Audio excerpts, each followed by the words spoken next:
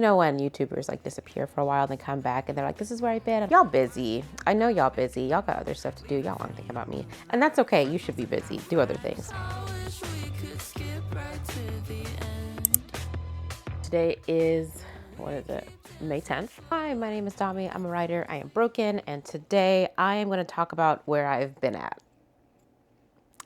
Where you been? I usually don't like the whole, you know when YouTubers like disappear for a while and then come back and they're like, this is where I've been. Y'all busy. I know y'all busy. Y'all got other stuff to do. Y'all want to think about me. And that's okay. You should be busy. Do other things. I haven't posted a video since I think it was end of January, early February. I remember because it was right before my ER visit, which honestly was a pretty good omen for how the first half of this year was going to go.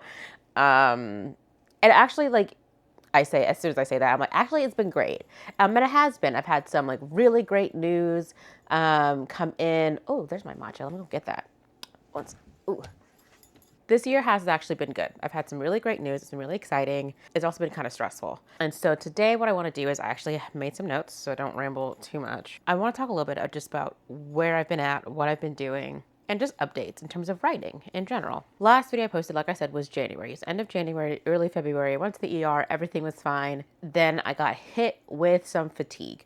I've struggled with chronic fatigue in the past. I'm not new to chronic fatigue. However, health stuff, blah, blah, blah, etc., medication changes, blah, blah, blah, so much fun. Struggled a lot with chronic fatigue the first half of this year so far. And that has meant I have not been able to do a whole lot of writing. I've been too exhausted. I didn't even do a lot of reading. I was frankly just too exhausted to even read. Like I would start reading and would fall asleep halfway through a page. Very disheartening, very annoying. But I had to go to work because these tariffs aren't going to pay themselves. Just very fatigued, very burnt out. And then I did a interview with Sierra, or a little right on the spot sort of interview and writing exercise with Sierra. I'm going to link that down below if you guys want to watch it. And that was a lot of fun. And it was so much fun to talk with somebody about my writing, even though it had been a while. I think at that point, like 2.5, almost 3 months. This was end of April. We did a like right on the spot writing exercise, and that was the first thing I wrote in 3 months. And it was fun to get back into it. And literally the day after that writing exercise, that little interview with Sarah, I wrote 3,000 words for the story I'm working on. I'm working on 2 stories right now. One is I'm pitching it as Dungeons & Dragons meets Warbreaker by Brandon Sanderson. And there's another story that I'm working on, which I'm pitching as Arcane meets The Incredible Hulk. Very mob boss, mafia boss like sort of story. And I wrote 3,000 words in the Arcane meets Incredible Hulk story that I've been working on. So that was super exciting. And so that was great. Then I did not write again for a couple weeks. It's been, I think, like almost 2 weeks since that interview, and I have not written since then. And so that was also disheartening. The other thing is I've just been super busy with life. I'm being very vague. I don't want to go into like details, which is part of the reason why I'm like, why even come on here if I'm not going to share like the goodies with you guys? I think it's just because it's been a while and I feel like I should, in a sense, get back into even filming at all. I filmed a video that I filmed a video at least 3 times, and each time I haven't liked it, I've just been like, what am I saying? I'm rambling too much. And so I just trash it. But sometimes good is good enough, and that's okay too. So in the midst of just being very exhausted and a little bit down on myself, frankly, about not being able to write or focus long enough to write, I got my edits back for the book that comes out later this year, which is Children with Gifts. And so I was excited to get back these edits because basically these are the last round of edits, really line edits at this point. And the hope, honestly, has been that getting back into the story, it's been a while since I've even looked at this, but getting back into this story will be a way to ease myself back into writing again. And so far it has been. And it's interesting editing this story because when I first did the last round of developmental edits, when I first looked at the story, I did not have an agent at that time. I did not have an agent when I last looked at the story. Since having an agent, I have done multiple rounds of edits for another story in preparation to go on submission and all of that jazz. And I've learned a lot about the editorial process. And so now that I'm looking at it again, even though this is primarily line edits and that's kind of, really keeping it focused, there's so much that I've learned going through edits with an agent with an editorial background, that I feel like I'm able to bring more to the table editing this story, hopefully for the very last time, which is really exciting in a sense, because it shows that I've grown a lot as a writer. It shows that I've learned a lot, and that's really nice. And at the same time, even though I'm able to see that, I'm also happy with the type of writer I am. This is my first story, and I've written multiple since then. The goal is that obviously I improve and get better as a writer, but still looking at this first story and thinking to myself, I did a good job. Like you did good, and you will do good, and this is a good story. And I really believe in the story that I am trying to tell. Another thing with the story is I'm putting out blurb requests. So the publishing house is asking other authors if they're willing to blurb this book. And so far we've had quite a few yeses, and it's interesting. We kind of tiered the blurb list to, these are people that I think will say yes. Like one of them is like my writing mentor. She's a published author as well. She's already read the book and she's read like an older version of the book. And some other writers like within the publishing house and things like that I'm pretty sure are going to say yes.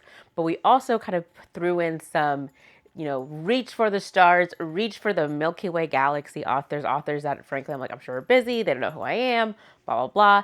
And it's been really exciting to actually receive some yeses from some authors who I look up to, like as an author, say, yes, we would like to blurb this book. Please send us an arc. That's been super exciting, but also really scary because in a sense, like these are now my peers, really. Like it even seems grandiose to say that, like these authors are my peers, but they are, which is wild. These are authors that I've looked up to. I've read their books, I've read their stories, love their stories, and they're kind of on the like reach for the stars like sort of list. And to have them say yes is really encouraging and really exciting. At the same time, I also kind of recognize that sometimes, like a lot of times, authors will say yes, and then things get busy, things get hectic, they're not able to do it, and that's fine. But just hearing that they were open and willing and able and gave a yes as an answer is actually very encouraging. I don't think blurbs really move the needle much from like a marketing perspective to get other readers to read a story. Like I don't think blurbs move the needle, but if anything, it's just more validating for me as an author. And so that's really exciting. I think all I really have to share, this was $10.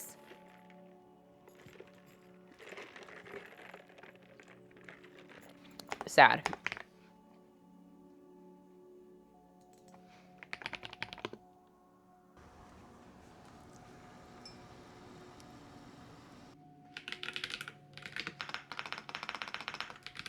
I know like overhead lighting is like a big no-no, but here we are, and this is what we're gonna deal with. But I wanted to come on here. Today is May 16th. It's Friday. Thank God it's Friday. And I want to talk about two things. The first one is cover art for children with gifts. I have been sent a proof. I'm actually going to pull it up right now so I can look at it as I tell you guys about it and not show you guys.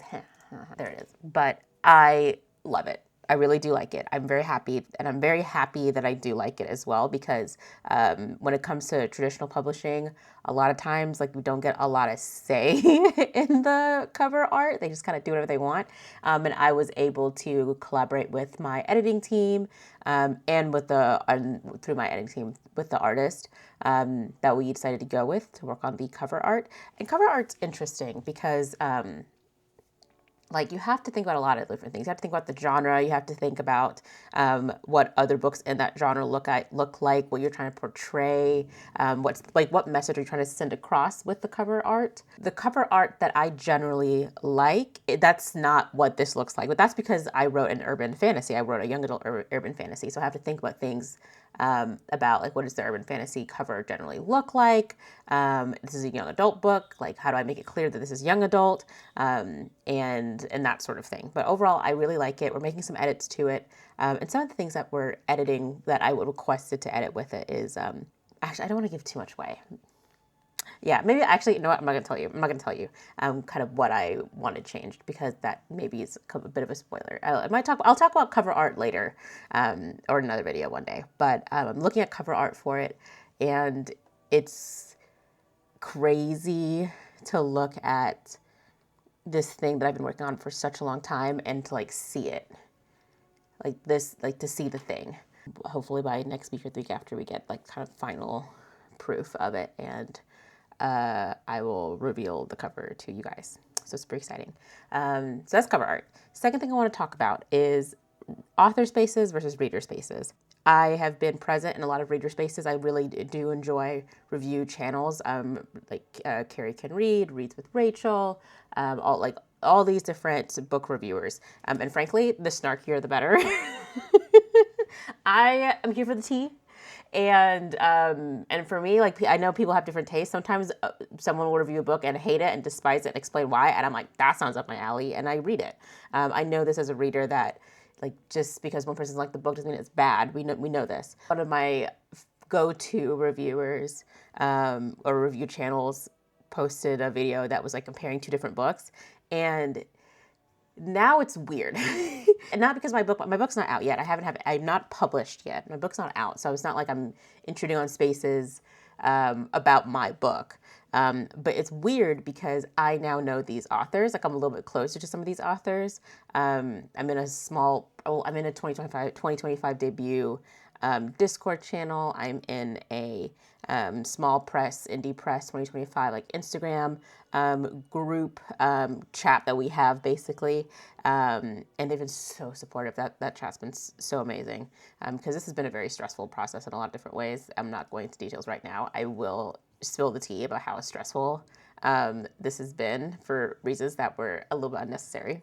But that is a story for another day. I'm sitting on a lot of tea, guys. I'm sitting on a lot of tea.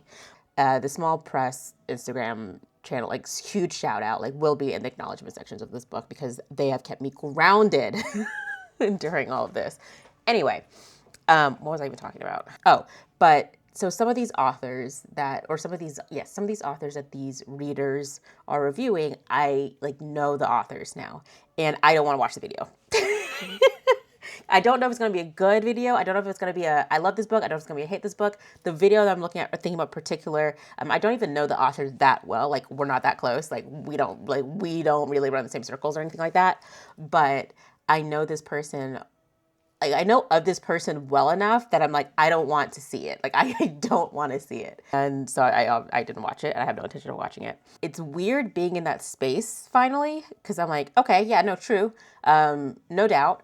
Reviews are for readers, and they really, really are. And I have no intention of, I'm not trying to infringe on that space. Like, reviews truly are for readers. Yeah, that was just weird. It was like a weird, like, ugh, like out of body kind of experience. I was kind of like, ew, this is uncomfortable. I don't like that. So that was interesting to be to see a reader space and be like, I actively don't want to be there. And it's a little bit cute. I'm going to see if I can actually upload this video. Or edit this whole video today, and hopefully have it posted tomorrow on May 17th. Surprise, I'm back. We end this. Thank you so much for watching. I hope today's video was mildly interesting or at least entertaining. Don't forget to like, comment, subscribe, all that jazz, and I'll see you, bonk my glasses, and I will see you in the next one that is hopefully not going to be in like another 4 months. I wish we could skip right to the end.